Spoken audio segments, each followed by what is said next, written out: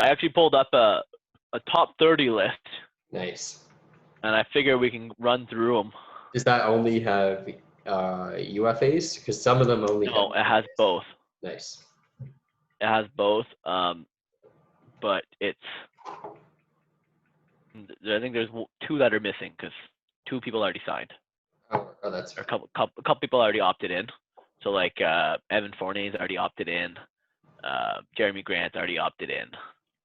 And are they on the list and it says like just ignore them, or did they actually put someone else on the list? So they're still 30. no, they put someone else. Okay. One second, good. Let me try to.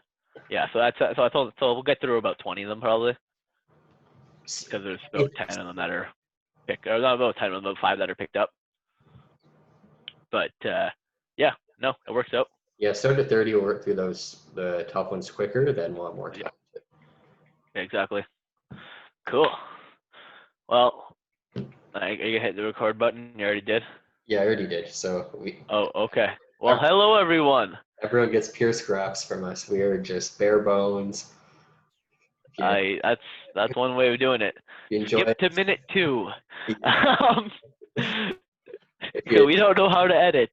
Not yet. Not that we don't know how. We just we don't have too time. Lazy. Not even. Yeah. That takes so. Yeah. We have jobs. So running through this list. So out of the top free agents that are available, number 1, kind of cheating to even say his name, but Anthony Davis. The update right now is that he's recently declined at the LA Lakers. He doesn't want to get paid 28. He wants to get paid 35. And he'll get whatever he wants. But what do you think he signs for? I mean, I don't think he signs any less than what LeBron does, but LeBron took the 3 for 33 each year, was it? So he gets paid 100 basically. Something like that. Like I figure like they'll pay Davis whatever the maximum is. Yeah. So the number is not really the number of money he's going to get per year, because he can get whatever his eligible time is.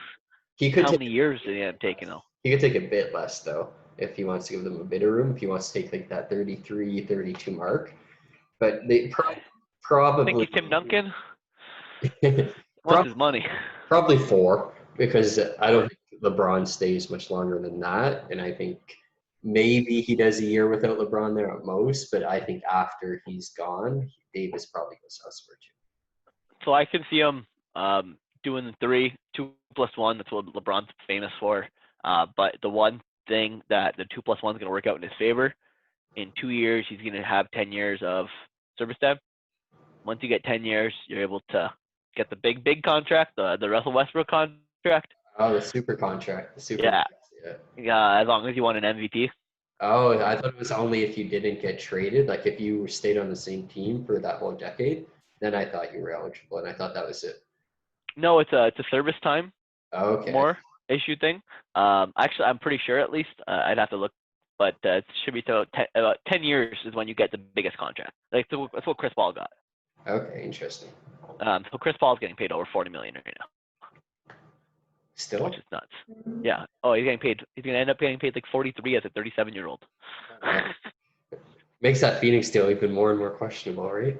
Right? Like he gets paid a lot of money. But yeah, no, I think that's what Davis is gonna do is just the 2+1, and he'll opt out at that time, and then he'll probably see where his options are, because at that point, LeBron's career is probably gonna be over or really close to it. He might be Superman, but he's not gonna play much past 40. Could even see him doing 2+2. 2+1, yeah. He'll end up with 3 years. He'll end up with a player option in the third year, whatever the maximum contract is. But I think that they're not going to sign him because they have his bird rights. They can go over salary cap for it. Right. So they're probably going to wait off a little bit, sign someone else in the meantime, and then bring him in. Right. Like, he's not going anywhere though. No, definitely not. No, I mean they traded for him. I feel like with that commitment, I feel like the discussions already happened with region. They won't say it, but did you see him and LeBron after they won the championship? They're not going anywhere. They're winning again next year. They're at least going to be in the top 4 for sure. So that one's pretty easy. Number 2 on the list here.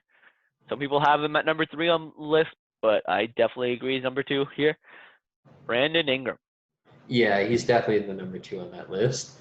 If I'm him, I stay with the Pelicans likely because they probably could still pay him a decent amount. And I mean, Yeah, if you they have, can pay him more than anyone else. yeah, I mean, if you have the option to stay on that team with that talent, why wouldn't you? He's developing there.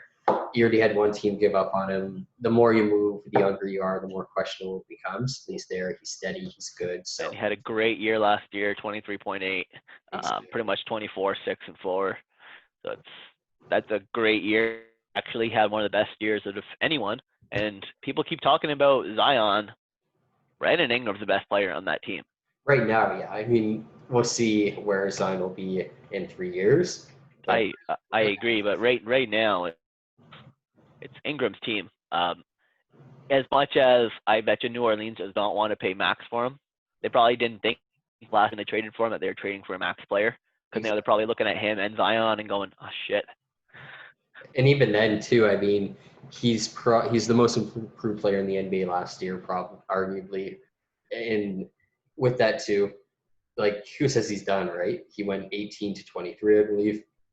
Who knows? Could go 23 to 25 or 26. So there could still be some improvement too. At this point, you may as well pay him when you know what the max might not be what it would be. And again, even 2, 3 more years. I just, if anything, lock him up as long as you can.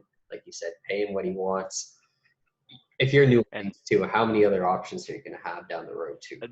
that's just it. Someone else going to offer a max contract. They probably would rather pay him in the 25 million range. But someone else is going to offer a max contract, and I'm sure out of a goodwill gesture, they're going to offer him whatever the maximum they can pay, which is actually more than anyone else can offer. But I just as a goodwill gesture, he stays in New Orleans, and he probably leads that team for another couple of years. Yeah, and I mean, they still have the veterans there too. They still have JJ there. So there's always a bit. They're not a bad team. They got rid of Drew, but if Zion plays next year, they'll be a playoff team. Yeah, and like I said, they brought in another point guard. They knew what they had to do. So I agree. Solid team. Likely retain Ingram. They're smart. So I think they did a great trade bringing in Bledsoe and Hill. Oh my. Yeah. Like they barely, we were talking about this the other day, but they barely downgraded they downgraded a little bit when it came to offense. Yeah. Maybe a little tiny bit on defense, barely. And they ended up with a great 6-man in George Hill. Yeah, exactly. So I think they won that trade, and they got out of a lot of money that they owed Drew Holiday, paying a 32-year-old or 31-year-old that much money, and he's not even your best player. That's just but it. I think that New Orleans is going to be good next year. And that's just it with Bledsoe too. It's like his style of play is not that much different than Holiday. You don't have to completely revamp your scheme. You don't have to really do too much on it. Don't blame Milwaukee. I still think that was a good deal on their end of things. Just as a play to keep Giannis there. Yeah, it works for both teams. Yeah, that's just it. That was a good trade. So yeah, it's pretty. We're both in pretty much agreement that Brandon Ingram's going to stay on New Orleans. Yes, as long as they know what they're doing, and it seems like based on the trades they've been making, they know what they're doing. This next one is a touchy one. Unrestricted.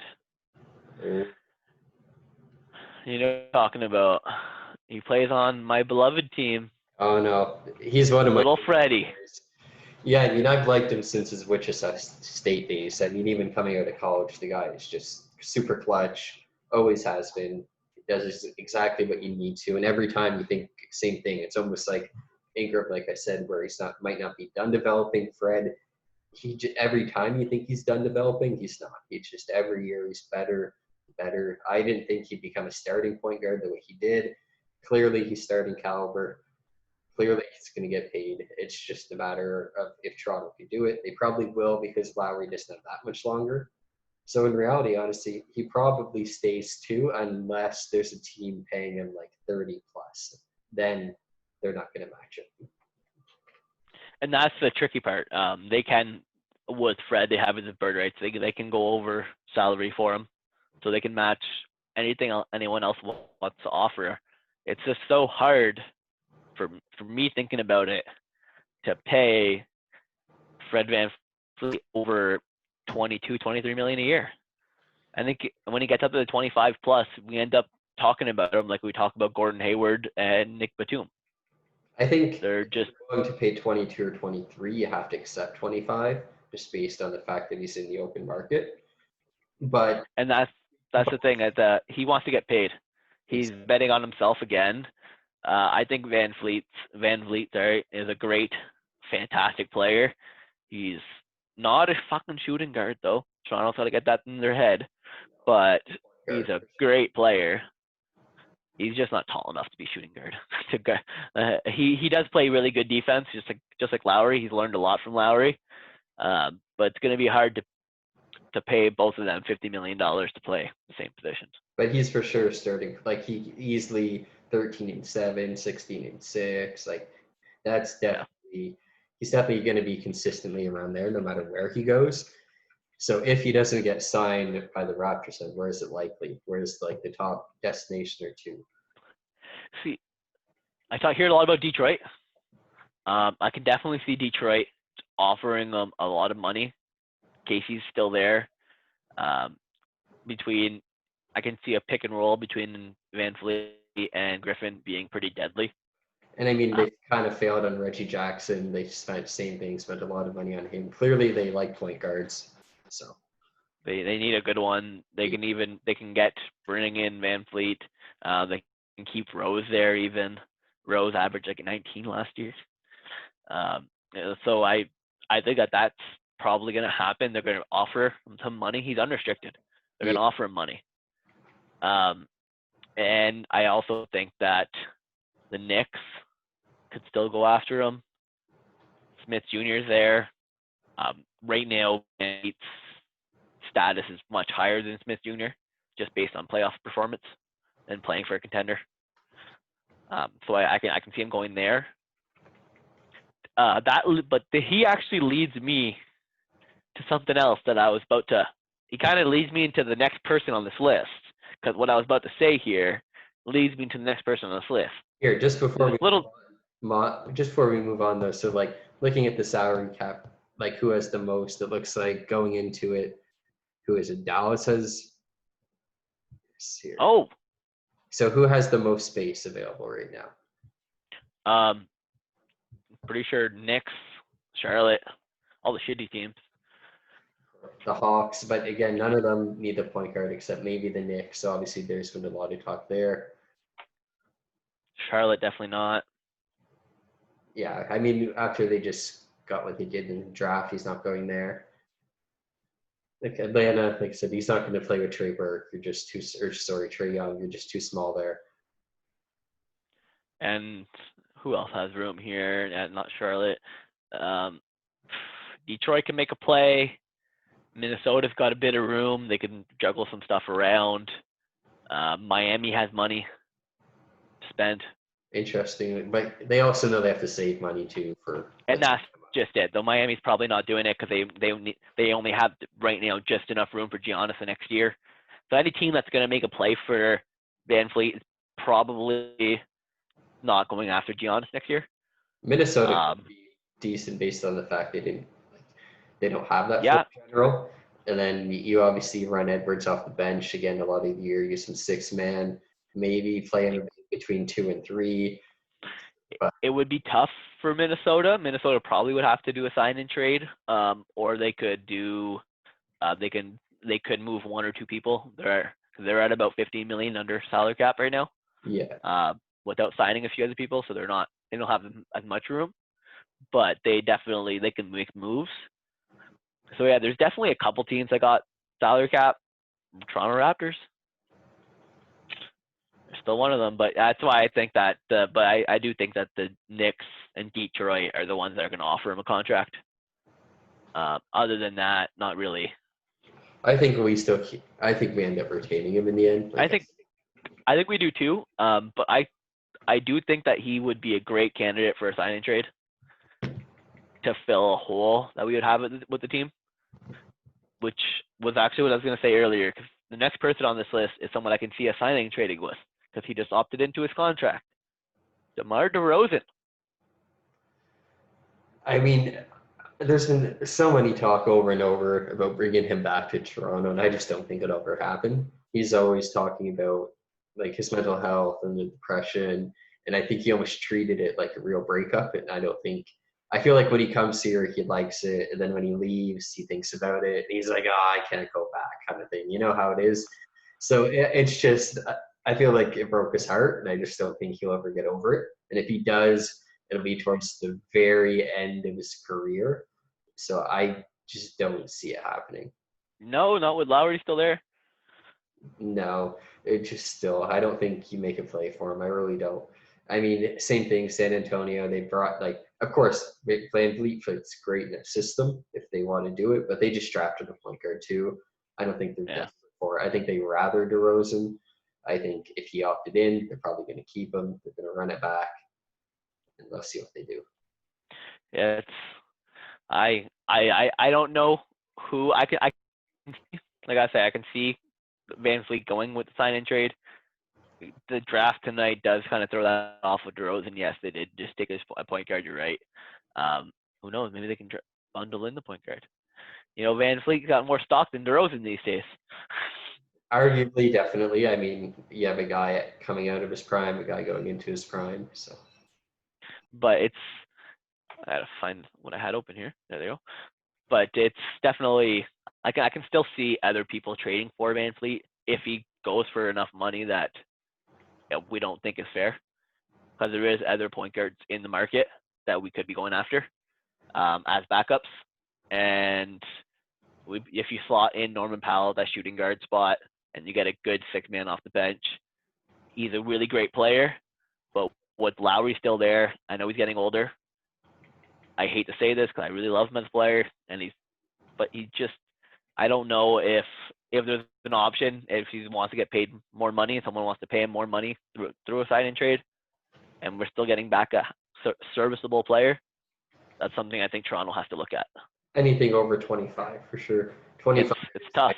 is the threshold for him. And even then, it's still a bit of an overpayment. Like I said, I think you deal with that $2-3 million maybe gap, but more than that, too much. And that's just it. And he might ask for that much money. And if they put us in that tough position, we got to get something for him. But I think we get something for him. But there is a couple teams that you never know. As long as we get more than the Eric Williams package for the Vince Carter trade, then I guess it's not so bad. But it'll be tough to pay him $30 million. Yeah. Whenever he is nowhere near as good as Siakam, and him and Siakam plus one other player, if you don't have anyone else there, because you can't afford them, are not a winning team. Yeah, I mean, they showed it last year, right? Siakam choked down the stretch. Van Vliet, yes, he could hit the couple shots, but same thing. He panics. He pulls up random threes, takes shots maybe he shouldn't. So people shooting right over his head because he's too short. Yeah, you definitely need more to support them for sure. So, if they get him at 20 million, they did amazing. If they get him at 23, 24, I understand. If they pay 25 or over, then I think it's an overpay, but I think they'll still do it. Yeah, 28 to me, too much. Maybe like you said, because I mean, you say 22, okay, well, I'm willing to do 25. Oh, well, then just do 28. And I mean, in today's NBA, that's almost how it works, so we'll see. But it's also a COVID year where we're not sure where we're going to be. I don't think anyone's really trying to take down these big contracts right now. Yeah, it could be 2 year, 1 year, you never know. Yeah. You never know. He's still young. He still has a chance to hit big in a couple of years. If the salary cap blows up like it was supposed to, then him getting paid $25 million is not going to be a stretch. No, exactly. That's just that's what we thought about Biyombo. So see how that went. So next person on the list, though, we got DeMar DeRozan. He opted into his contract. Imagine that. It was worth $28 million. Nobody's paying him $28 million right now. That's the thing with trading him too, right? Like you almost have to give up extra just to get rid of him versus they just deal with it for the year. Like I said, they run it back. They see what happens. They know they're not going to win the title in the next 2-3 years with Pop or without him. So they probably just eat it, take it on, and move on after. See, it'd be nice if they if he wasn't, if they weren't competing, if they trade him to a contender, because his $28 million salary is something that there is a couple of people that are overpaid in this league that can be managed to be switched onto more of a contender. For sure.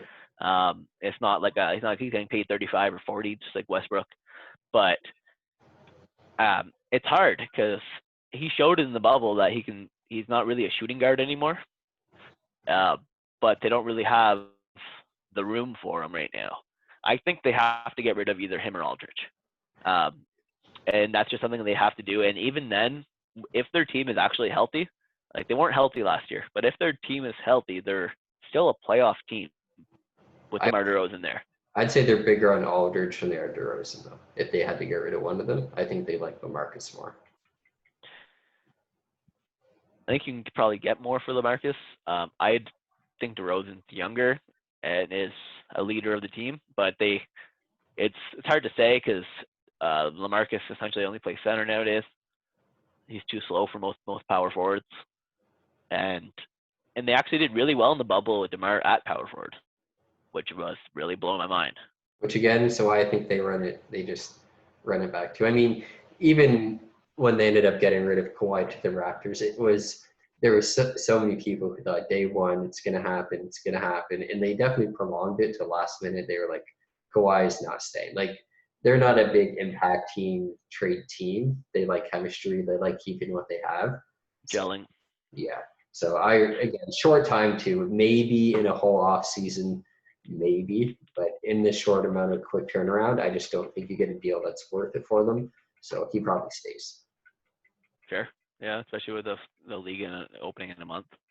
The next person, we got Montrezl Harrell. There's a guy who's going to get overpaid. I have to start like that and be critical.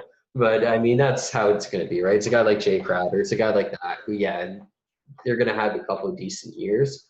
But to pay a guy 25, 28, same thing, he's fourth on the list, fifth on the list. He's going to get a big contract, and not that he's a bad player, but he's not Pascal Siakam, you know? But he's a good player. He is center. He's best center in the free agency probably. I personally rather Ibaka over him. But yeah, no, he's gonna get overpaid. He's filled with drama to a certain degree. Him too. Usually that like just super explosive outlet, him hard nosed. They don't typically last that long. Like a guy like Udonis Haslem's a rare example, and he adjusted so much over the year. But a guy like Kenneth Faried, like he just hasn't adjusted to his body. He's not a mid-range guy. He hasn't played in 2 years. Exactly. So I mean, it's gonna, I think, a similar situation. They're gonna pay him, might get a year or two good out of him. And who's gonna pay him though? Clippers? I don't think they will, just based on how much he will. It's gonna be a team that just has money. They have nothing. So, like, it's easy just Detroit? Maybe it's easy to associate everyone with New York too. Detroit maybe because they got rid of Drummond. They kind of have that opening there. You kind of just run him and Blake. You hope you have a big enough front court there. So it's not impossible, I think. It's kind of crazy that he was the backup on that team. Yeah. I think he was a backup by design just because there was not enough touches to go around on the Clippers. For sure. Between Kawhi and George. But I've actually heard a lot of people, read a lot of things about potentially the Raptors going after him, which I think would be fucking horrible. I mean, if you're replacing Ibaka with him and it's on a deal not longer than 2 years, that's not awful. But same thing, it's like if you're paying him and then you're paying him an amount just because you're not paying Fred, then it's just question mark after question. You're just paying someone just to pay someone. Exactly. And in that situation, you're not winning because we don't know if Serge is coming back. Serge is a great player for us, but Serge is also a fairly decent defensive player. Harrell had some good defensive numbers, but I still don't see him being that anchor on the team. I like Harrell on a team like the Clippers were before last year, where they just it's a hard-nosed team. They might make it to the second round. They're super gritty. They give teams trouble. Harrell was good on that, where they had the Tobias Harris, they had Lou Williams, just all these guys contributing. And But again, to get paid like a top guy, then he's going to have to contribute like a top guy. It's not going to happen. But he kind of did last year, though. He got, 19 and 8 off the bench? Yeah, but again, it could be wrong. Could be completely wrong. I just don't think it'll be consistent. Yeah, I hope Toronto doesn't sign him. But if we can't get Ibaka back, then he'd still be a pretty good consolation prize. He'd be good. Who knows? Could be easily like TJ Warren. TJ Warren's a good player. Could easily be him. But again, just for whatever reason, I just feel like he's going to fizzle out. I feel like maybe 1 or 2 more years, and then he's just going to slowly just kind of not be so relevant. He's going to be overpaid. He's going to regret it, and then we'll just go from there. If Detroit strikes out on VanVleet, I can see him going there. I could see that. I could even see or the New York. Raptors. Yeah, I could even see the Raptors, like you said, just if they strike out too, just desperate to bring some type of name in. Kind of sad to say that it's the 5th best free agent is if other teams strike out and still going to be an overpay. Yep. Not a great free agency year. Next year's going to be a little bit better. Yeah, it's definitely one of the weaker ones. I mean, not horrible. There's still a couple good players, but just the fact that we know what's happening with the great players, because right now we're number 5. We don't really Harrell. We're not really 100% sure where he's going. But everyone before that, it was a pretty. I could even see like maybe Cleveland if they decide not to bring back Tristan Thompson, they could go for a Harrell. I could see that happening. What about this next one here would be Drummond. Well, he opted into his contract, though. Let me just get that out of the way. He opted in at 28.8. Exactly, and they're probably going to get stuck with that for the year too. So I think same thing. If they could somehow work around either getting rid of Love and they bring in Harrell, I could see that happening for Cleveland. Drummond, he's going to stay. Not much else there. Harrell, it's hard to say where else. I'm still unsure of it. So yeah. No, I can see Harrell making a move. I definitely don't see him back in a Clippers uniform next year. What about even Philly? Because they got rid of that Horford salary. Is there room for him to go there? I don't believe so. No, and they'd have to do a sign and trade, which is impossible. But I mean, if you're going to do that, you trade him out of the West for sure. You're not going to Houston, who would probably want him. Yeah, like they're even without Horford's salary. They have a lot on their fucking contracts. Yeah. Obviously, Harris doesn't help though. Harris 33, Horford 27. Well, Horford's not there anymore. Embiid 29, Ben Simmons 29, Josh Richards is 10. No, they don't have room to just sign anyone. Anyone would be a sign and trade, and anyone if they're trading anyone, unless they're trading away like Mike Scott, then they're trading away someone who is actually playing minutes. And I'm pretty sure they just grabbed Mike Scott off the Clippers, so they're not just gonna take him right back.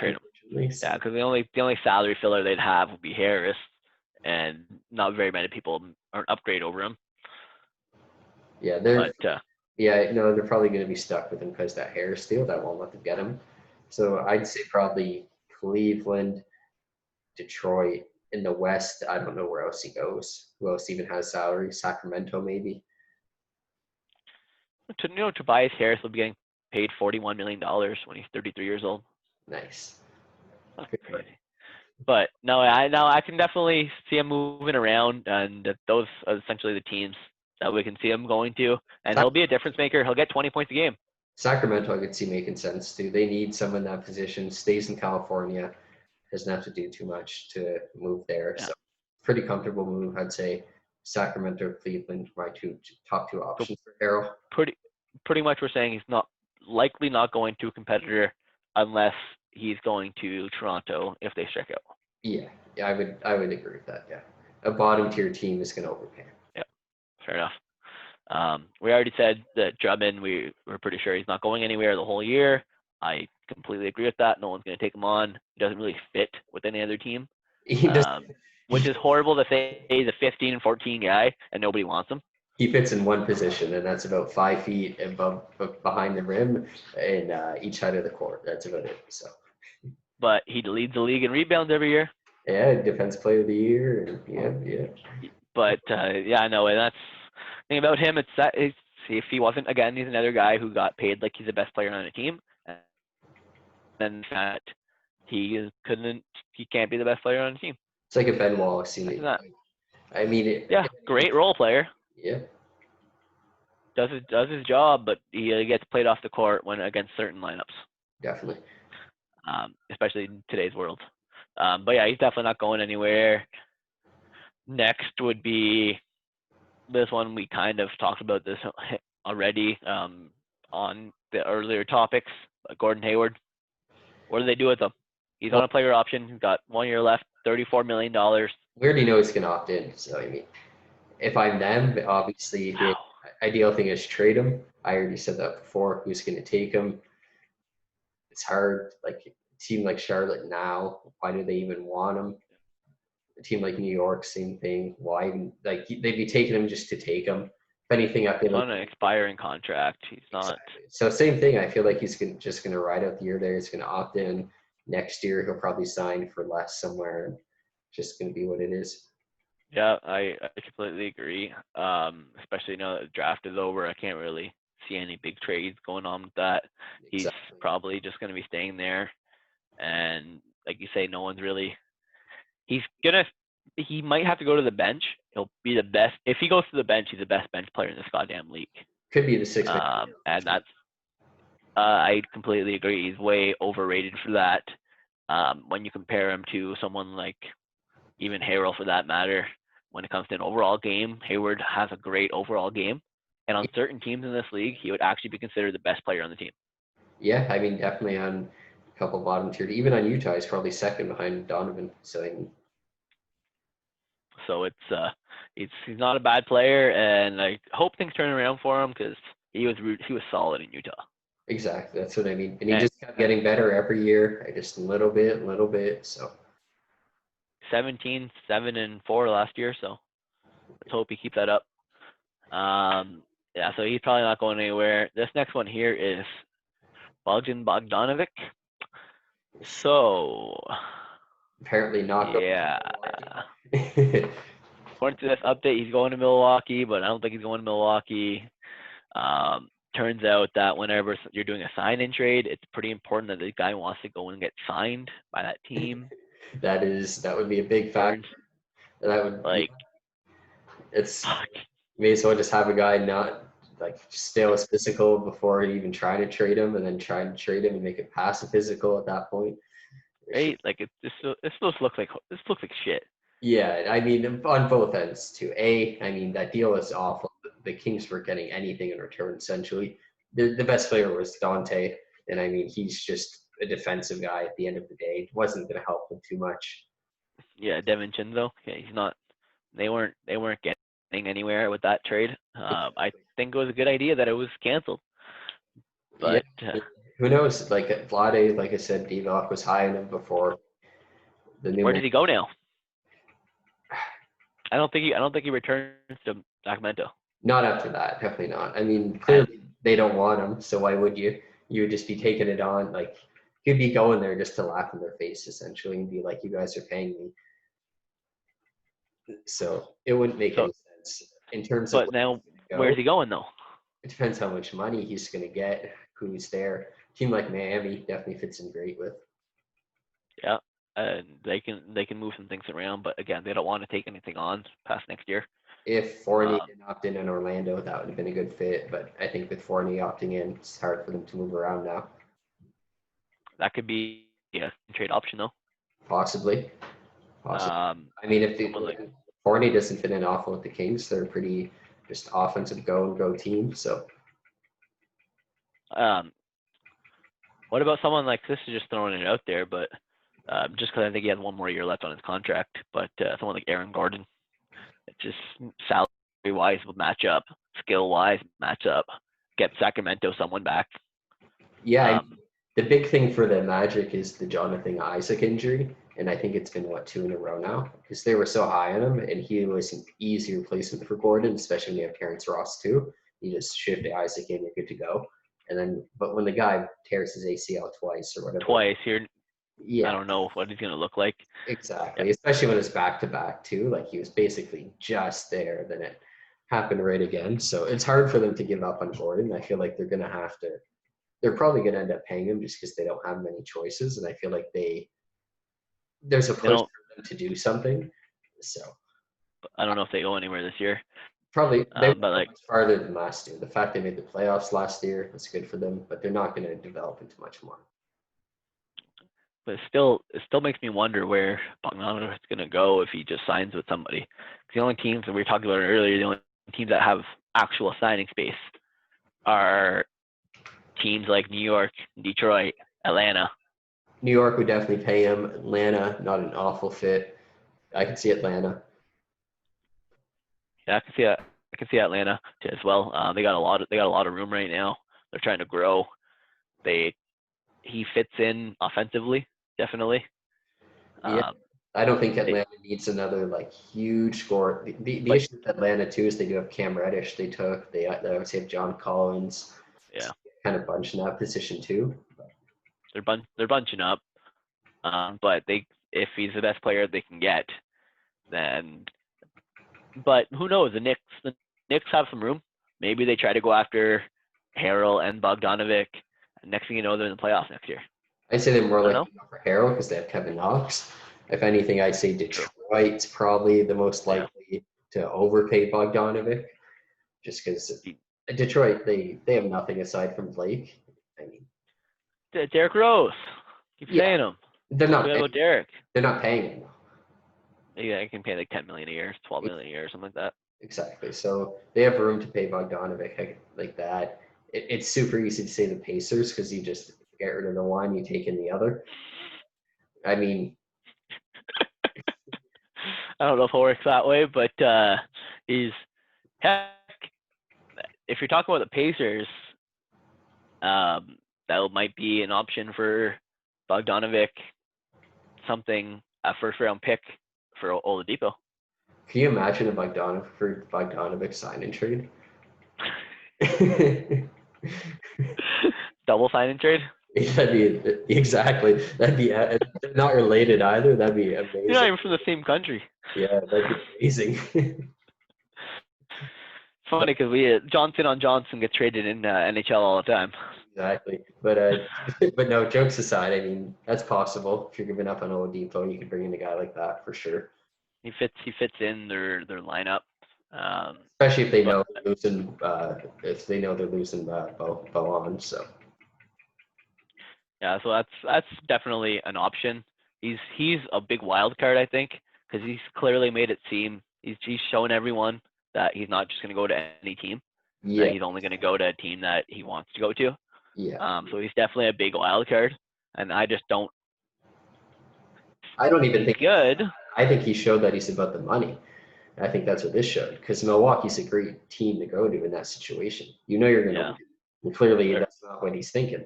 He they're wants. hard cap. They'd only be able to sign like second round picks. I think They if it was can't up literally to can't sign him, anything else. yeah, if it was up to him, I think he wanted to stay in Sacramento. He wanted a huge contract. New management doesn't want him. It's upsetting him. So he just wants to go somewhere else where he can get paid. So it's probably going to be one of those bottom feeder teams. They're going to overpay him too. And if anything, he'll turn into probably something like what happened to Nick Batum, where he's probably gonna get overpaid, and you're gonna find out in a couple of years that because he's got 16 points per game this year, 3-3, but at the beginning of the year he wasn't even a starter. No, I mean, easily you could turn it into Chandler Parsons. You never know, right? Yeah, that's just it. So, well, we'll watch him. He's definitely a big wild card.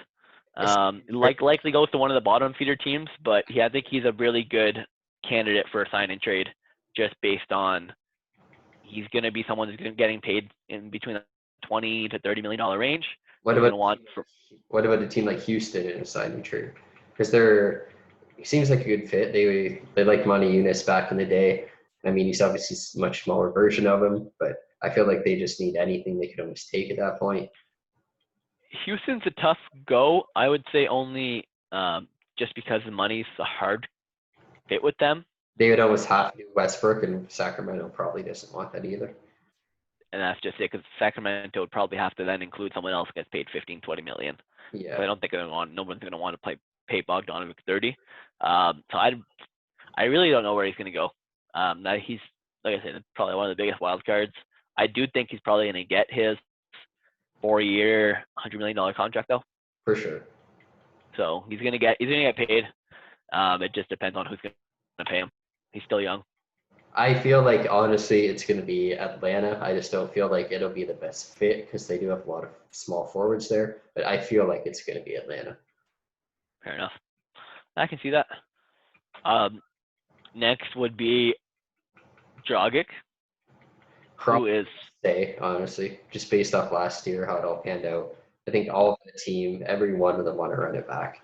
So yeah, I can see that, and I can see them. They have a bit of room on the salary. Like we were talking about, they have a bit of salary cap room. yeah, Who knows? They might even overpay him this year with the promise like that he comes back and they pay him a little bit less next right, year if they go after Giannis. right. That makes sense. That's one thing I can see. I can also see if Toronto doesn't pick up Van Fleet, that Toronto might give him a pretty good offer on the 1 year, same kind of deal. Yeah.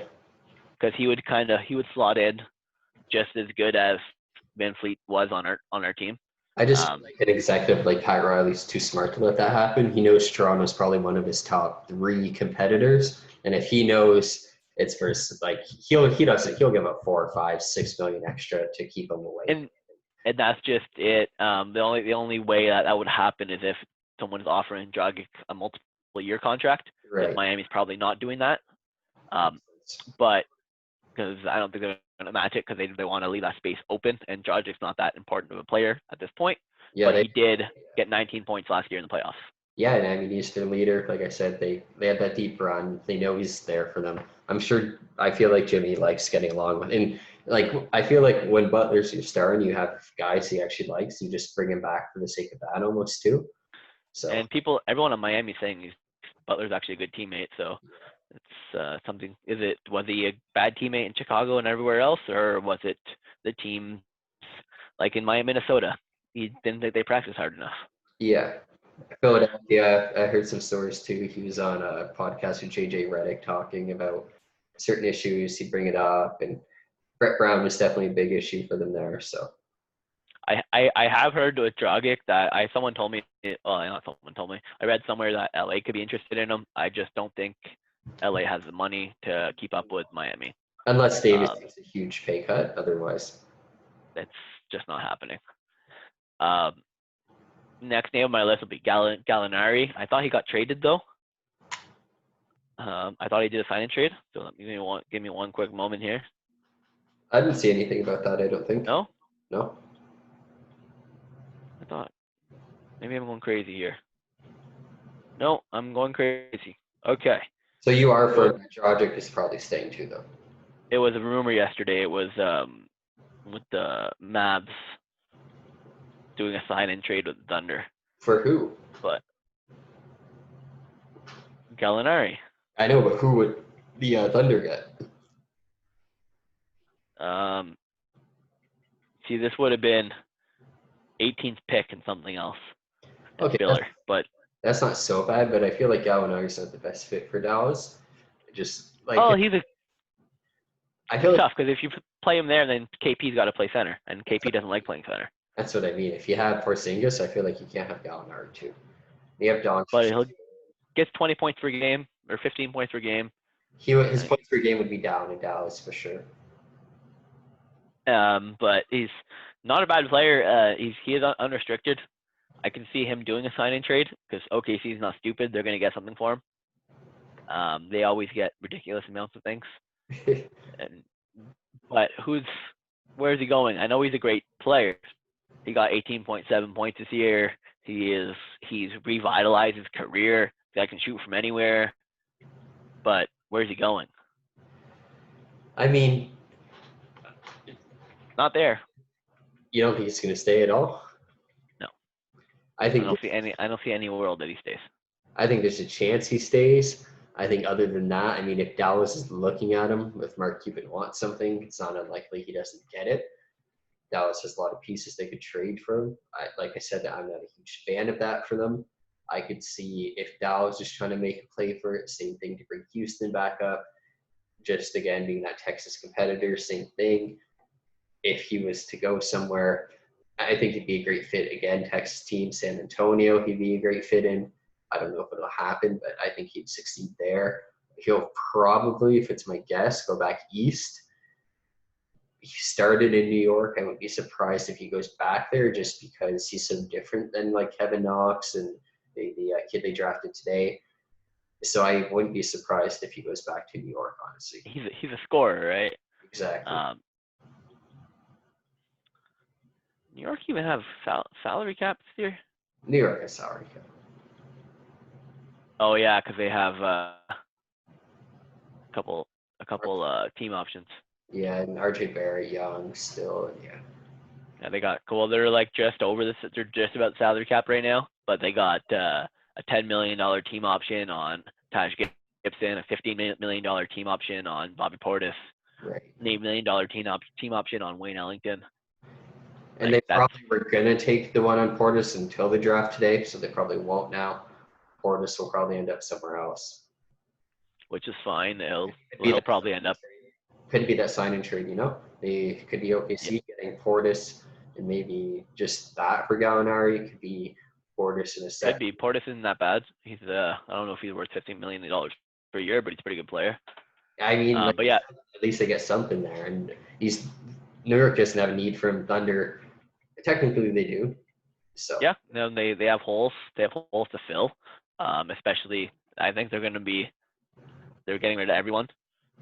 Yeah. If they have a chance of getting that pick from Dallas, then that's getting a first round pick for Gallinari would probably be your ideal thing. Yeah. But I don't think he's staying in OKC. And I can see him going to New York. I don't think he's much of a needle mover for New York, but he would have to be in New York. He'd have to be a sign and trade for sure, and someone like Portis would be who would get traded for. I think wherever he's going, he's probably looking at. He probably wants to get a 4-year contract because last time he's getting paid, he's already 30 years old. Makes sense. Or 28, 29, but he's probably going to go after that. I think any other year he's probably only getting. Actually, any other year we wouldn't have COVID, so he's probably getting more. But he's probably just going to get between 15 and 20 a year. I think that's a reasonable contract for him. But he got paid close to that last year. He got paid about 17 last year. So it's hard to say why would he be going for less pay. But I can see him getting probably about 20 million a year, maximum 4-year 80 max. Yeah, I was going to say probably get around 20. I actually like that. If I'm both GMs, if I'm OKC, if I'm New York, I'd probably pull trigger on that. If I'm getting Portis back, I'm getting rid of Gallinari. Like you said, he's probably not going back anyways. But OKC could probably bring him back. Obviously, if they wanted him to, if they wanted him. So I'm going to say this about 18 times today, but Van Fleet for Gallinari in a first? No, honestly, I mean, maybe in a first because, I mean, they have so many. You never know who's going to fall where kind of thing. You take that chance maybe. And Van Fleet was a undrafted signing. So, I mean, at the end of the day, you flip still winning. Yeah. But if I have I know. to sign Van Fleet or take that trade, no, not at all. I'm keeping Van Fleet. He's part of the team. He's part of the culture. Yeah. But, yeah, so he's definitely going somewhere.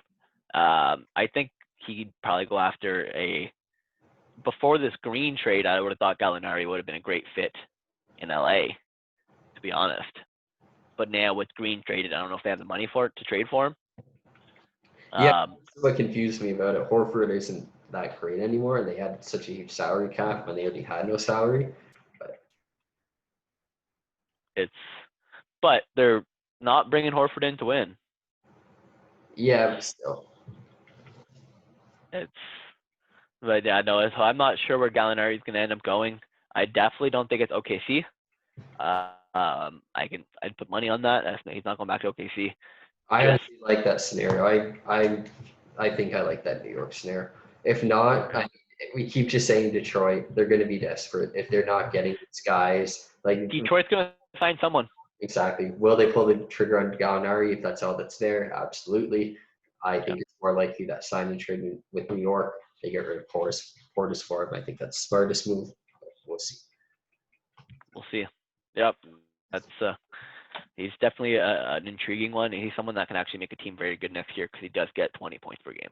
For sure. He's one of the best players on this list.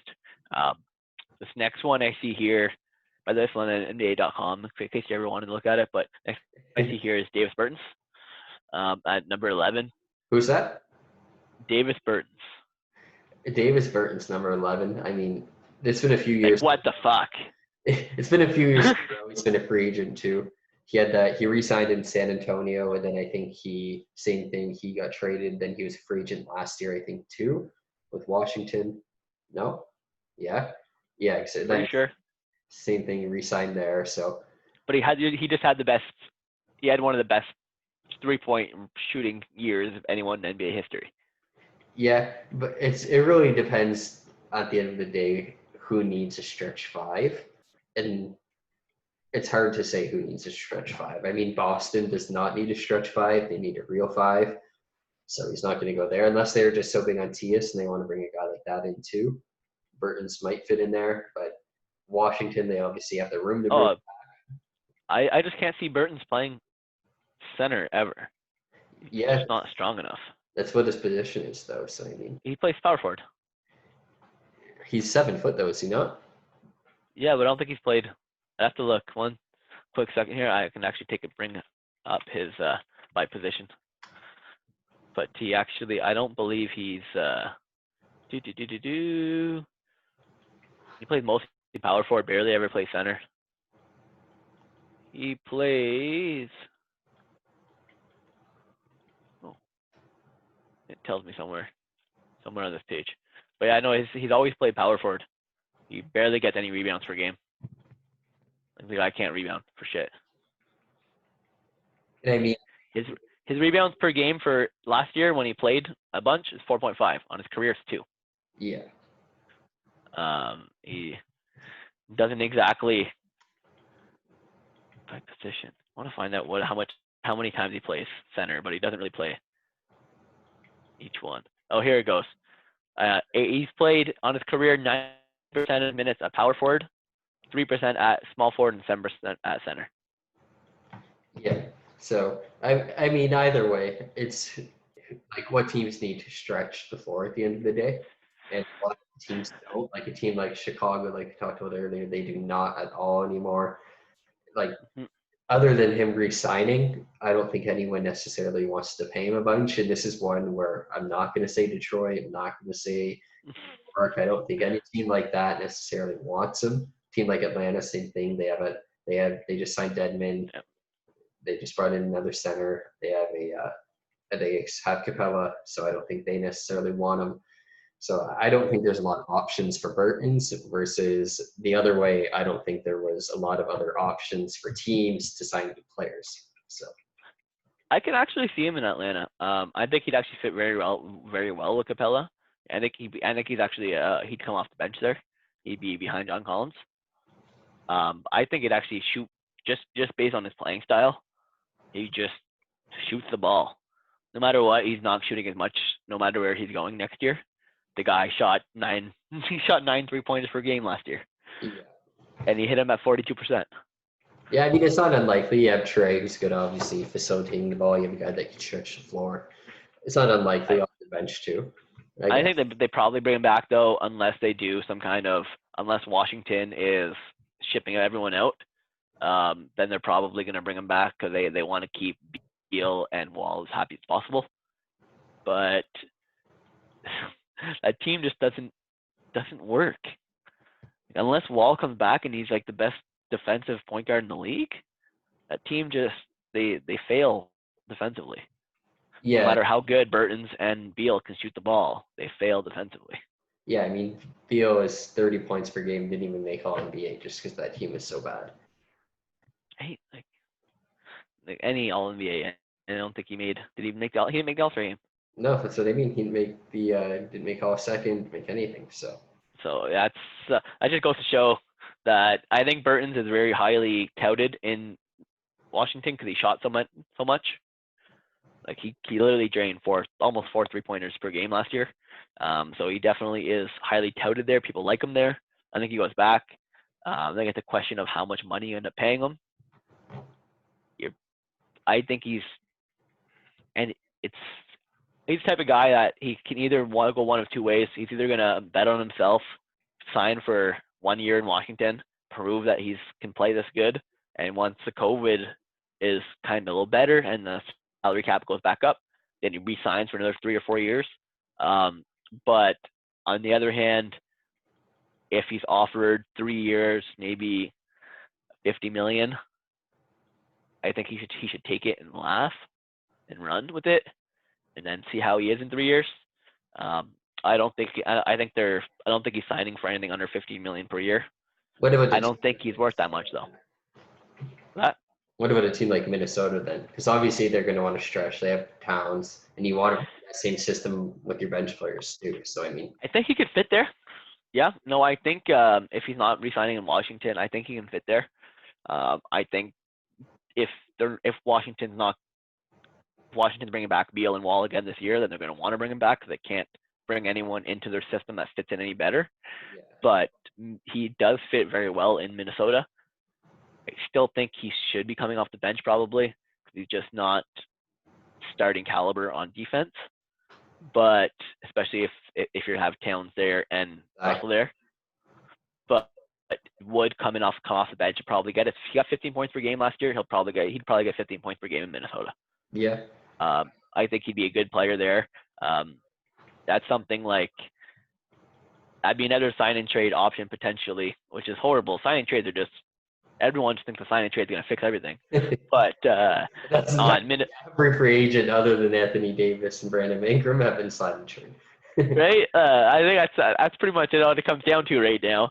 Just because there's a lot of players, there's a lot of teams that have a lot of these horrendous contracts out there right. that are willing to give one of these horrendous contracts and a first-round pick for a decent player.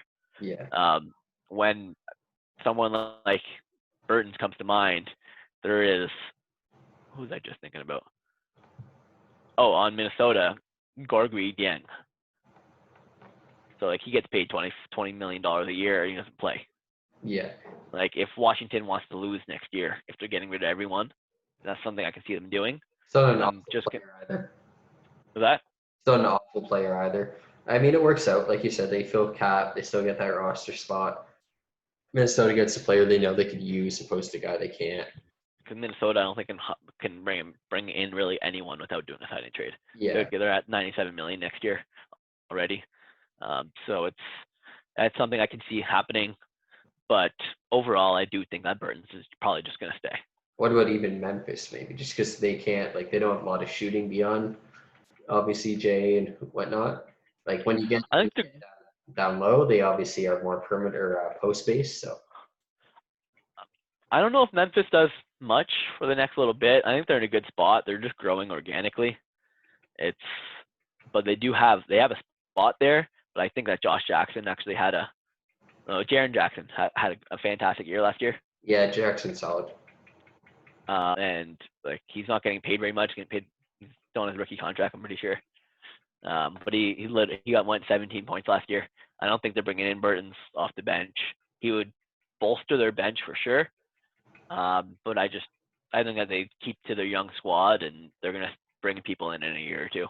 If they bring anyone in, it's not someone who's gonna be not like a proven quality vet. Makes sense. So pretty firm, probably staying in Washington. Maybe a chance for who is the one who I mentioned? Minnesota. Maybe a chance for Minnesota, but probably staying in Washington. Probably staying in Washington overall. Next one, I've heard him a lot higher on other people's list. Jeremy Grant. But he just had re-signed too, right? I think he just declined, but then he re-signed. So let me just double check him. No, he hasn't signed anywhere. No, yeah, he hasn't signed anywhere yet. So he's probably going to re-sign in Denver. I think a lot of teams want him, but Denver, he did really good for Denver in the playoffs, and I don't think they're going to give up on this team. And does he have an option? He's got a player option. He just declined though. Right. Yeah. So I mean, it depends how much he's going to get on an open market. Denver's not going to overpay because they have so many other people who they know they're going to have to pay. And they're paying those apps still too. So It really just depends again to how much they have to pay him. If they have to pay him more than probably honestly even 15, they probably can't really keep him. Yep, that's. But do you get rid of him? He showed up in the playoffs last year, and he showed that he's a good player. He's hard to get rid of for sure. Yeah, no, they would have to probably trade other guys on the team to make room for him, guys like Will Barton, etc. Which it's not impossible to do by any means, but they definitely have to do some roster adjustments if they plan on actually bringing him back. And I don't feel like they really want to overhaul too much on it. I think they rather lose one guy and they feel like they could replace him with Porter Jr. coming up and whatnot. So honestly, I don't think he goes back. But it's hard. Denver's also going to lose Millsap. Yeah, I mean, but it's they know they're gonna have to lose something at some time. So I would be surprised if Grant stays. But I you, feel bad for Denver in that sense, though, but because you're right, because as much as they could keep more of this team together, essentially they're doing what the New England Patriots do, but they didn't actually win yet. yeah, They're pulling a Chicago Blackhawks, but without winning. You're supposed to win before these guys leave. yeah, they're putting it all into Jokic and Murray, and like I said, Porter's gonna be there too. He's obviously coming up, but And Porter's solid. it's definitely hard for them to bring back Grant, I think. So It's gonna be tough to say. He's another guy who's probably gonna get paid over just because of what he did in the playoffs. And then next year, who knows? He might even be on the bench for most teams. So he's go. I don't know who's gonna go after him. But I think I think he may return in Denver if Denver's willing to pay, just because they're losing Millsap. But if they might, like you say, they're probably just going to lose both of them, as shitty as it is, for Denver, because I don't think he fits in on any other team as well as he does there. I think, like, yes, if they lose Millsap, there's a chance they bring him back. But he, like you said, he's probably going to get overpaid. I don't think they want to overpay him. I think they believe in other players more. So he probably leaves. Where he goes is the question mark. I mean, maybe even he was just in OKC. Maybe he goes back if they get rid of Gallinari. They don't get Portis. Maybe. I mean, other than that, maybe he goes to a team like Dallas, who they were looking for another player. He becomes available. They always like the young piece. I think he fits in pretty good in Dallas if they could somehow grab him. Yeah, actually Dallas would be a good fit for him, and they have a bit of room. With Dallas, it all depends on are they trying to clear room up for next year, or are they saying that we have a good enough team? I feel like they think they have a good enough team. I think, but they also do have $25 million in Hardaway Jr. that they could, in theory, trade with, say, Hardaway Jr. and say Dwight Powell or someone like that somewhere through the year and bring in a star player, and still have someone like Grant there alongside KP. Right. But yeah. I can see him going to Dallas. That's actually a pretty good one right there. I can definitely see that happening. Yeah, so I'd say pretty consensus too, where if they could afford him, they probably bring him back. They probably can't afford him, so he probably is part of, again, some type of sign and trade. But yeah, it seems to be. I'd say Dallas is honestly a pretty solid fit. In the East, I can't think of much. I mean, maybe if you're Milwaukee and you're desperate, you don't get bogged. Philly. Yeah, same thing. Maybe Philly. Trying to trade Josh Richardson. Yeah, maybe. I think they like Richardson. I don't know if it'd be for him specifically, but maybe. No, I just think of salary, but no. So I can see him in a couple different teams. I don't think he's a star player though. No, if someone's going to overpay him, who is it even going to be too though? Because he's so much here. So he could. I was going to say he could go to somewhere like Detroit, but that's only if they plan on getting rid of Griffin at one point, and they don't seem to be wanting to do that. Even Cleveland, if they don't bring back Tristan Thompson, it's just rip and replace. So it's almost the same player, maybe a bit better for him. So, but not really. He's not a needle mover. He's a hustle guy. He's someone that you build up on your team to build up to a role player, and then eventually, if you're a good team, you just can't afford someone like him anymore. Yeah, which is again just like Dallas. They're going to get to that point where they can't afford him. Probably go through that same situation. So Yep. I'm So I staying can for Dallas. definitely see that. Next we got Joe Harris, Good. who Interesting one. I personally I think Brooklyn should be just keeping all these players, seeing how they play, and Yeah. then potentially making a trade, because Joe Harris is a fucking sniper, and Yeah. he's exactly what that team needs. The Yeah. fact that they're trying to trade him away is just, or not trade him away, that they're thinking about not re-signing him because they want to bring in a star right now is just ludicrous. He's what that team needs, someone who can just stand at the three-point line and get the ball in the net. I feel like that's what every team needs. So there's no team that Joe Harris I feel like doesn't fit good in. I mean, you could say like maybe Miami because they already have that guy with like a few different players, but at the end of the day, Joe Harris fits in pretty much everywhere. So And that's it. I think he should stay in Brooklyn. I don't know if he'll stay in Brooklyn, but I definitely think he should. Other places that I can see him fitting, like I could say anywhere really. If anywhere, I think they probably end up doing a sign and trade because not very many people have cap room right now. And you're not, Detroit's not going to go pick him up for $20 million a year. You know what I mean? yeah, Like no one's going to go and pay him like he's a star player. He's going to get his 15 million going 10 to 15 probably. I can say probably like a three-year, $48, $50 million contract. But I think he should stay in Brooklyn. I don't think he's going to end up staying in Brooklyn overall, just because of the fact that Irving runs that team. But he's a great player, and he's a perfect fit for Brooklyn. yeah. I mean, if I'm them, like I said, I definitely try to bring him back. I mean, if they don't get to where I could foresee him going, I mean, it'd be great. I think if like a team like Toronto could obviously get him, they're like anytime they could improve their 3-point shooting that much, I think that'd be a huge boost for them. But I don't think Brooklyn wants a interdivision trade, if anything, that's going to happen. So I think that's super But unlikely. who knows? Maybe nobody's gonna. Who knows? Maybe someone has room for it. Yeah, Maybe they open up room because Toronto actually does have room right now. If they don't bring back Ibaka or Van Fleet. yeah. So I mean, if I'm them, if there's a room, I would consider Toronto. If thinking who else, I mean, if Milwaukee even doesn't get Bogdanovich, same thing. Yeah, no, that'd be a good trade for Milwaukee. I can see that happening 100%.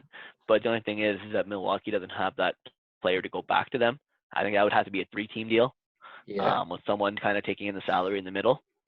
But that's definitely an interesting one. Overall, I do hope he just stays there though. even Indiana too. On that note too, I mean, same Yep. thing with that Bogdanovich is leaving. Joe Harris fits right back in, and Yeah, or again, if they do a sign and trade for Oladipo for a year. maybe But I mean, he's saying that one. But actually, fun fact. Yeah, Joe Harris trailed only Terrence Ross in points scored off screens last season. oh, that's a big one. Fun Golden fact, State. There we go. Him and Golden State. That would be interesting, actually. right? That would be if Clay isn't coming back and they were able to make the room. Joe Harris would actually be a very good temporary Yep. replacement. So next on the list to kind of go through a little bit here, Evan Fournier. He picked up his player option. He's a good offensive player. Gets paid way too much money for what he does. Yeah, He's not going anywhere. Very unlikely that they do anything Orlando, I don't think. And I think they just kind of run it back. like I said, maybe there was that the Kings with Bogdanovich. Maybe they just kind of flipped that. Other than that, There's there's not really a win for either team exactly, outside of money, maybe, or contract length. exactly. So not really a needle mover there. I'm because there's not really much going on there. I'm probably just gonna go right to the next person, who is, because the next person is really interesting, and I feel like we can probably cap it off after top 15 and do kind of a round 2 on a different occasion, because he would be number 15 now, and that would be Serge Ibaka.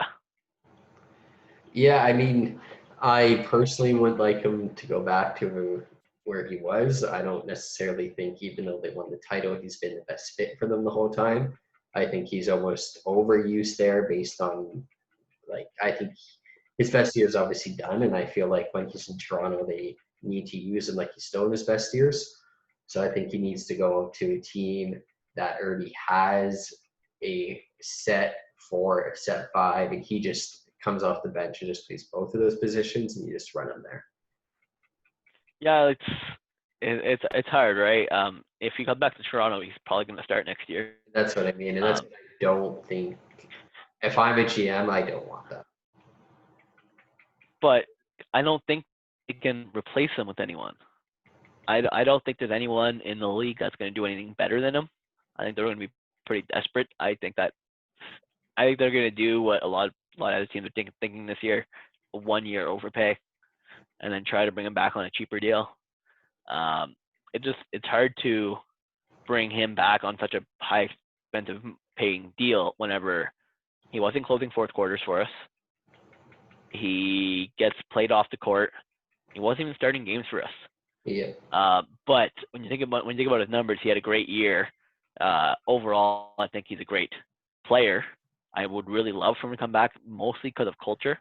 He brings a certain culture to him, and that's why I think he should come back. Not because of being a difference maker on the court, but I think it's more of a culture thing with him. I can see a team like LA offering him money with a mid-level exception or something like that, or making some kind of move, sign and trade, whatever the case may be.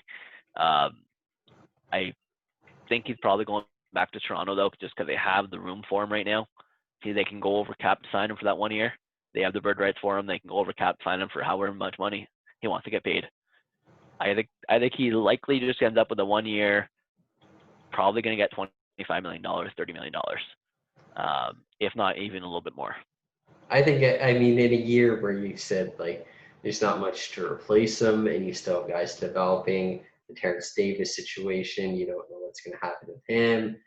Boucher, obviously, yeah, sure, he's a G League player, but maybe based on what Siakam was, he had higher hopes for Boucher, and he's obviously not going to replace Ibaka. Gasol leaving too, it's just a lot happening in 1 year. Who knows what's happening with Van Vliet, same thing. So like you said, maybe you bring him back just so you're not losing everyone. You're not just bringing the guys in just to fill the void, and you just run them through there, knows the system, not too much of an overhaul. So in the fourth quarters, you're still probably going to play Siakam at the center and OG at the 4, unless there's an injury anyways. That being said, when Serge did start last year, he lit it up. Yeah, he's also obviously, like you said, he has that culture. At least Toronto's able to, they know how to manage it at least. A lot of teams, obviously, they don't. That's where he's struggling more. Teams like Orlando just wasn't a good fit there kind of thing. You got to promote his culture. He's really artsy. He's one of the more intelligent people in the league, to be honest. But no, he fits really good there. I think Toronto's going to try and run it back as much as possible. With the natural growth of OG and Siakam, they get better and better every year. But Davis really shoots him in the fucking ass. Definitely does. I mean, if in an ideal world you get to bring Ibaka back for what happened, but you get to bring it back for like $10 million less than last year, you get that extra room. You get to bring Van Vliet back, and then, like you said, you pretty much just run it back from there, and you hope for the best. But they had a good year last year. They didn't do as well in the playoffs. They were not a good match for Boston. But they're a great match for Philly. They're a great match for LA. They're a great match for all the teams in the West. They just were not a great match for Boston, and they got beaten, obviously. But I actually think that Ibaka should come back. I think he'll end up starting if he comes back. We're sitting here saying I don't want to see our point guards get paid over $50 million next year together. Well, our centers got paid $55 million together last year. Yeah, it won't happen again. So. It won't happen again. We have money available. I think he gets signed in Toronto, but I think a lot of people are going to want to bring him in. Miami's going to be a team that's going to want to bring him in. I think he fits very well with Bam, where Adebayo would be power forward. And gives him more flexibility where Bam can actually play like a Draymond Green, but he's actually better than Draymond Green. So like I think he'd be a good fit in Miami. I think LA is going to go after him. Clippers and Lakers. It all depends on how much money he wants. But if he wants that money and if he wants to stay competing, he's staying in Toronto for sure. He's also a type of player that I can see potentially going in for a big contract this year, just like Dragic, and then signing for less if they have a chance at bringing in Giannis or bringing in someone. So he's a really good team player in that sense, I believe. And I think Toronto's a team that's going to pay him the most out of anyone available. I think too, a lot of players are going to be if you're taking a 1-year deal, I feel like you're probably staying. And if you're taking a multi-year deal, you're probably leaving. Not necessarily probably leaving, but more likely to leave just based on the situation that is. There's probably a lot of guys who are just like, hey, this year's been crazy. I'm just going to stay here. I'll make my money. I'll play my basketball. Why? He's already got a place to live. Exactly. Why? There's only 1 month. Wait, what are we talking about? There's already got a place to live. Toronto might not even play in Toronto. That's a topic for a different day. By the way, my battery is now at 8%, and I do not have my charger. So I am probably gonna wrap this up very shortly. But I do think that Ibaka will be going back to Toronto. It seems to be that way. If there wasn't this huge free agency year next year, I can see him getting a multi-year contract. But because of this huge free agency year, everyone wants to keep space open for that coming year. So I just physically can't see Miami going for him just because of that. With that being said, and so I really do think he comes back in Toronto. If not, maybe LA if he wants to go play with LeBron. If LeBron asks him personally, because that's what you do. But other than that, I think he's back in Toronto, probably 95%, and he's probably on a 1-year, $30 million contract. Yeah, no, I don't think it's unlikely. I mean, at first, the initial thought is, like I said, I think it's a bit much to pay, but at the same time, with the way that Siakam unfolded in the final game of that playoffs, you almost like the extra year of development. I feel like you almost need it, and you're almost paying Serge for that too. So honestly, may as well bring him back on the one. Let Siakam develop under him another year, learn what he can. You still need a center to guard Embiid. You still need a center to guard the few people in the league, where you need that tough center. And Siakam is a great closing game at center with small ball lineups, but he can't play center. And they're not going to replace him, like you said. Who else are you going to go get? You're going to go get Bismack again? No. I mean, that's just it. We'll go through this list, the rest of this list, a different day. How there is other options out there to bring in. I think that if they don't bring in Ibaka, they are bringing in Harrell, very likely, because they have the room for it. Yeah. But I think that stays status quo. Serge goes back there. That's probably one of the easier ones. The harder ones of what we were talking about would probably be where's Harrell going to go, and who's going to offer VanVleet the most money. Yeah. Those are probably the hardest ones. Other than that, a lot of players are going to stick. Gallinari's probably going to go somewhere, and we kind of summed Burton's no market. Joe Harris is like the most unpredictable one there, just because he's so affordable and he's so valuable in that sense. And I don't get it because he's actually a great player. He shot the ball the best in 3-pointers last year, and getting Irving and Durant to pass to him, I think is just a dream for him. I don't think he should be going anywhere, but you're right. He's affordable. People can trade for him. Brooklyn's willing to trade him away. And just by thinking that Brooklyn's willing to trade him away, does he really want to go back there right now? Yeah, but no, if I'm them, same thing. It's a deep team if you have them. You have the guys you mentioned. You have Dinwiddie, you have LeVert, you have Jared Allen. You still have DeAndre Jordan there. Exactly. So I mean, they have a sick team. 9, exactly. If you have them there, so. But no, I think he's probably him.